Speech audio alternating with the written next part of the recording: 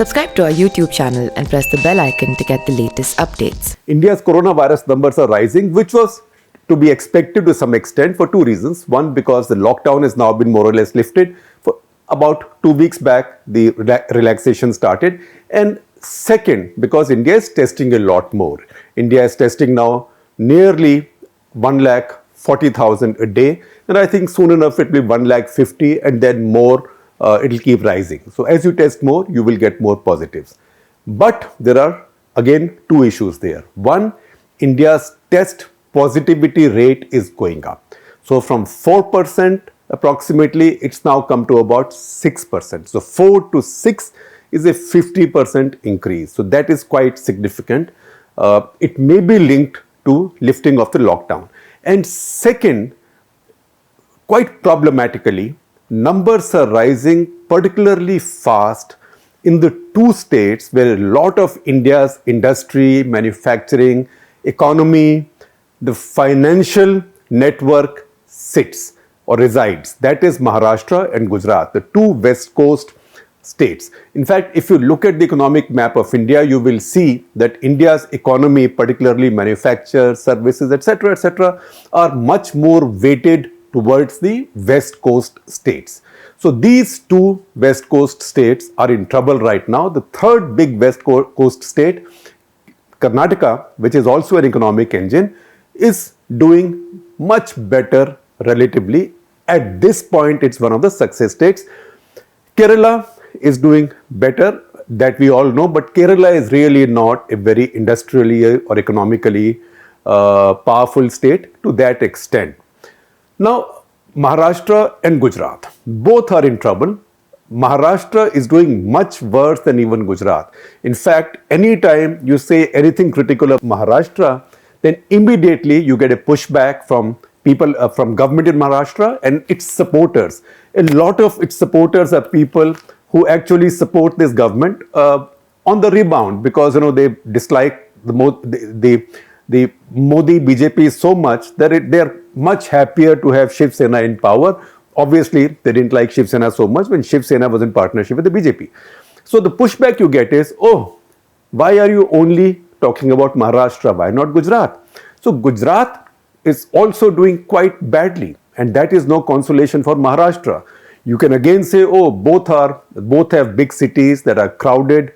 Bombay, in any case, is much more crowded than Ahmedabad. So cut them more slack. You can do that also. Also, Gujarat, all right, test positivity rate is not as high as Bombay. Bombay test positivity rate now has gone very high. It's now in middle two figures. So it's around 15% and rising, which means community spread in Bombay is increasing. There is no denying that fact. Gujarat, on the other hand, while test positivity rate is not as high as Maharashtra, but in Gujarat, the fatality rate or case fatality rate is as high as Maharashtra, which is upwards of 13%. Upwards of 13% in these states is very high. For comparison, Delhi is about 8, which is all 7 to 8, which is also quite high. But there are other states which are much lower. If you look at Kerala, for example, again, Kerala is an example of a certain type, and we'll talk about Kerala because we just held an off-the-cuff conversation with Kerala's health minister, K.K. Shailaja, also known as Shailaja teacher. I'll talk about that very briefly towards the end. Kerala has only 0.56%.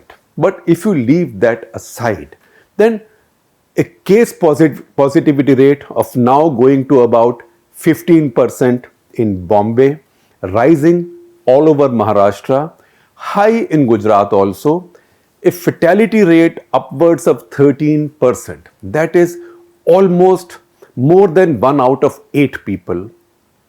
It's looking quite not nice, I would say, in Maharashtra, especially in Bombay. Now, what's happened as a result of that? What's happened as a result of that is it has immediately drawn criticism for the three-party or Maha-Aghadi government there. Now, this is a strange three-party government because this is a government of people who disagree with each other. Because think of this like a three-legged stool or a three-legged animal, of which two legs are of the same size. That is because NCP and Congress have the same ideology. They have worked together for a long time. They've also run governments in Maharashtra together. They've been partners also in the central government in Delhi. And they also came out of the same mother party. So those are the two legs which are of one length. But then there is another leg of a different length altogether. It's not smaller than the other two. Maybe it's a bit longer than the other two. But what happens to a three-legged stool where one leg is longer than the other two?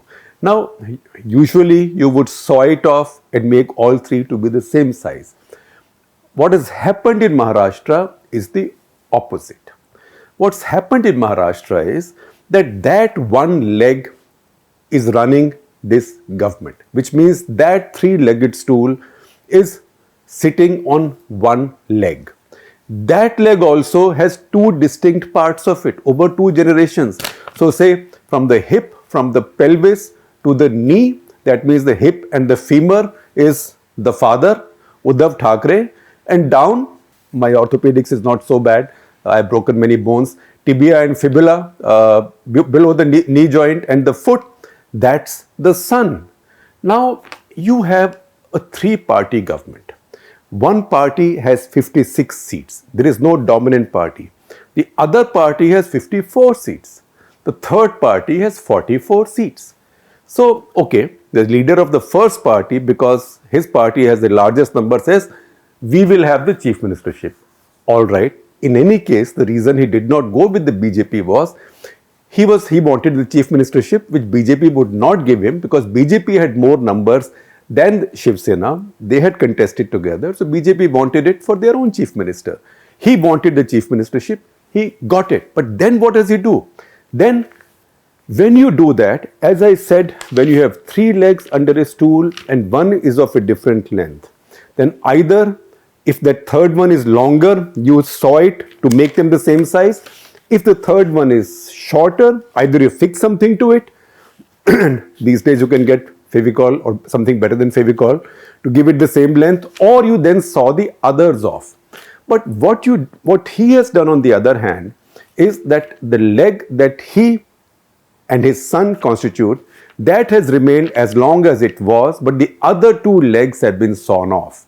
In the sense that in the distribution of soils, cabinet, etc., it has now become a government dominated by one party and one family, one father and son team. And that has led to many issues. And that's why today you see the government is under attack, but it's not even being defended sufficiently by its own allies. So Devendra Fadnavis, the former chief minister, is attacking this government very strongly. You found some central ministers, we had Piyush Goyal yesterday, and then you see how the BJP works these days. This is BJP social media wing, etc. They are now attacking that government. Who's rising to the defense of that government is a lot of liberal commentariat, essentially of Bombay, who are so grateful that the Thackeray's kept the BJP out, which is a reasonable political argument. But where is the Congress? Is the Congress defending this government? Where is the NCP? Is the NCP defending this government? In the middle of all this, Sharad Pawar has gone to meet the governor, the same governor who had installed a completely fake government under Devendra Fadnavis at early in the morning, I think 5:47 a.m. That's his chosen time. He said it's a routine call because we had not met for a long time. I can tell you about Sharad Pawar. Sharad Pawar knows politics. Sharad Pawar plays politics. Nothing is routine in Sharad Pawar's life, particularly if it is to do with politics. And Sharad Pawar gives mixed signals. One of the most immortal lines I have heard in my study of Indian politics was from Pranab Mukherjee about Sharad Pawar. I had asked him in a walk the talk once that why is Sharad Pawar giving mixed signals? And he said to me, Sharad Pawar always gives mixed signals. So why is Sharad Pawar giving mixed signals now? Why is Rahul Gandhi now saying, look, don't hold me accountable and my party accountable for the problems in Maharashtra? Of course, Modi government should help the Maharashtra government, but this is not our government. We are only supporting it. Our government is in Punjab, our government is in Rajasthan, our government is in Chhattisgarh, our government is in Pondicherry. This is not our government. In the middle of all this, when you know that there is a big crisis in Maharashtra, when you know that the government in Maharashtra is under pressure, you have a completely inexperienced chief minister who's never personally run even a municipality. In fact, he's until now never been elected in an election. He's now gone to come to the legislative council. His son, who's very young, bright fellow, very young, but just an MLA now, and now has this big responsibility of being effectively the de facto number 2 in the government. Also kind of a spokesman for his party. In that situation, why is the most experienced party in the coalition, that's the Congress party, not rising to the defense of this government?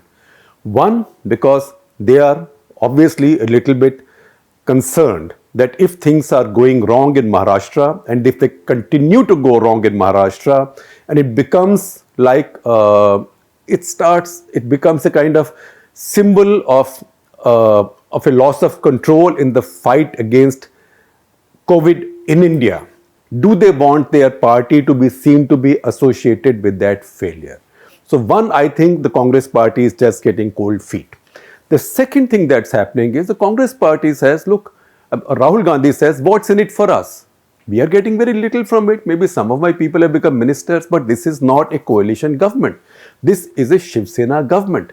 That is the message you're getting from Sharad Pawar also. Just that Sharad Pawar is a much smarter politician than Rahul Gandhi. So he will give a signal, but not by saying anything. He'll give a signal by, in the middle of all this, pretending that, or, okay, not pretending, getting invited by the governor for a quote-unquote routine meeting. Rahul Gandhi, my colleague Rama Lakshmi, who's our opinion editor, she tweeted just a while back as I was coming in to record this, she tweeted and said Rahul Gandhi has again relived his ordinance tearing moment.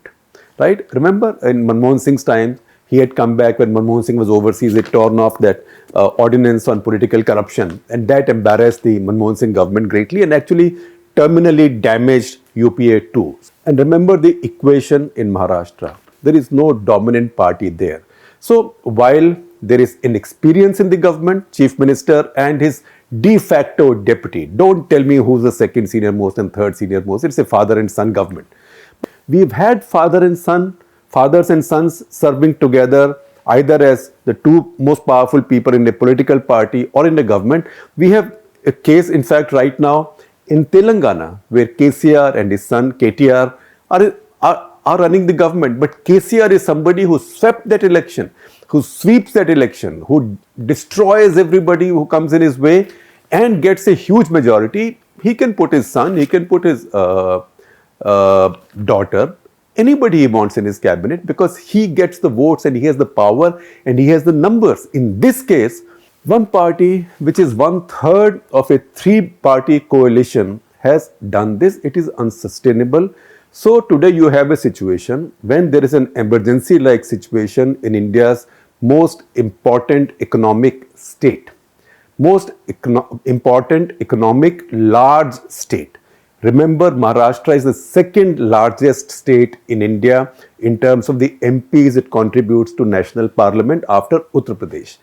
If in that state you have such a difficult situation, you have an inexperienced father and son duo running the government, changing their decisions all the time, who don't reach out to others, who don't share power with others, who do behave like it's a KCR, KTR government. You already have your former senior partners with sharpened knives. BJP, Devendra Fadnavis don't have to sharpen any knives. All their knives have been sharpened for a long time already and they are there. They are waiting for you to stumble once. I think this is a formula for trouble. And that is where Maharashtra is now getting. So once again, Gujarat also has problems, but the problems that Maharashtra has are of a different kind altogether. As I said to you, there are father and son teams. There was in Punjab also, Akali Dal. There was Prakash Singh Badal, his son, and then he had put other members of his family in that cabinet, and his daughter-in-law was at the center. But then again, he's somebody who won that election. He had a majority of his own. He could have even done without the BJP until then. Not in Maharashtra. This is unsustainable. Fathers, sons, families helping their own family members is fine. I remember, since I talked about that earlier political lesson from Pranab Mukherjee about Sharad Pawar, I will tell you something that many journalists of my generation learned from. Devilal, in old days when he was Deputy Prime Minister, in a press conference, he was asked many tough questions because he was giving VP Singh's government a very tough time. So he was asked that, so he said, "Aur mere upar kya lachan hai? What else is the allegation against me?" And some journalists said that you want to promote only your son. So Devilal turned around and said, as only Devilal could have said, "अरे भाई, अपने बेटे को नहीं तो क्या तेरे बेटे को promote करूँगा?" So in politics, it's fine. People promote their children if they have children. But to do this when you are one leg of a three-legged stool is a formula for trouble. So inexperience shows in the Thackeray duo's handling not just of the governance in Maharashtra, but also in their handling of politics. I think they realized quite correctly that they had the leverage to decide who will form the government. If BJP wanted to form the government, they needed them because NCP and Congress will not go with BJP. If NCP and Congress wanted to keep the BJP out of power, they needed Shiv Sena, for which his bargain would be chief ministership, which is leverage. Once again, fine in politics. But you overdo it, then you are in trouble. That's where Uddhav Thackeray government stands in Maharashtra right now. Today, in fact, if you look at it, in terms of perception, it does not seem like a three-party coalition government. It does look like a Shiv Sena government. And frankly, it has done very little in the many months that it's been there, except, unfortunately, to stop that one metro rail section that was doing very well. So that is where you stand, and that's where Maharashtra is. It's a matter of great concern. In fact, it will be unfortunate if the BJP now pushes this government to a situation where this government falls. They make that mistake in Madhya Pradesh and are paying for it. They must not do it now. This is a national health emergency. This is not the time to bring down state governments of the parties you don't like. But at the same time, this is also a time when Uddhav Thackeray and his son should sit down. Nobody from Congress can teach them anything. They should sit down with Sharad Pawar and get a tutorial in real politics from him. Remember, in 1992-93, when Bombay was hit by riots of the worst kinds, and it looked like nobody will be able to control it, Narasimha Rao had then requested Sharad Pawar to go to Bombay, Maharashtra as Chief Minister. It was Bombay then, not Mumbai. As Chief Minister. And he did that. Although Sharad Pawar was a rival of Narasimha Rao's, he had contested against him for Prime Ministership. But he agreed to go back and he restored order in Maharashtra, even though after that, just as he landed, bomb blasts, serial blasts took place. But he was able to control it because he has experience. So I'm not saying give the government over to him, but unless he plays a key role in the government there and he holds it together. So remember, there's only one man who can bring down this government right now. That is Rahul Gandhi. There are only two men who will be his allies in letting this government fall. That is Uddhav Thackeray and his son. And there is one man who may still be able to salvage it. That is Sharad Pawar. So that is the politics of Maharashtra right now. Now, before I let you go away, I will tell you about the off-the-cuff that we recorded with K.K. Shailaja, the inspirational health minister of Kerala, yesterday. And you should see it on our YouTube page. The whole link is there, just over an hour. So please see it. But there are a few interesting things he said. I'm not reading out everything she said. A few interesting things she said. One, quite remarkably, she said that even before the WHO announced that this was transmissible human to human. Remember, Jan 14, WHO had said this is not, doesn't look like it's transmissible human to human. But even then, Kerala had started to prepare because they had the experience, she had the experience of Nipah. And then she goes on to say how Kerala has followed a very tough system of tracking, tracing, isolating, quarantining, and the fact that Kerala has a good public health infrastructure has been very useful. She also said that Kerala has seen 2 waves already. One was from Wuhan, the other came from Italy and the Middle East, from Gulf, and now she's bracing for a third one as all of India opens up and more people start coming back in. The other couple of things that he said, one, she said that Kerala, reminded us, had had very few deaths, only 3 so far, 0.56%, lowest in the country. Second, when I asked her if Bombay, Maharashtra had requested her to send doctors and nurses, she said yes, but she said she doesn't believe that Kerala can spare any, because Kerala, she said, when she inherited the health department, the staff strength of the health department was what was sanctioned in 1961, and although her government has increased it, she simply doesn't have enough to spare right now. And third, when we asked her that what can Mumbai, all you Bombay walas fight with me, what can Mumbai and Maharashtra learn from Kerala and why are they not getting things in control? She said, because they have slums. We do not have slums in Kerala. Of course, she said many things that many of you will be interested in, particularly on how Kerala government is using Ayush as a immunity booster. So please read that entire interview. Thank you very much for watching, and I know that I do keep reminding you every now and then, but good journalism costs money. We should not think that good journalism will keep coming to us if we don't pay for it. So please do pay. You buy your newspapers, you pay your cable operator for your TV channels. So please pay for what you see on your digital platforms as well, because it costs us money to bring you this very high quality content. So please do contribute, do subscribe. There is a link underneath this Cut the Clutter. Please go to it, and this is a voluntary subscription. We'll not take it away from you if you don't pay, but we'll be grateful if you do pay.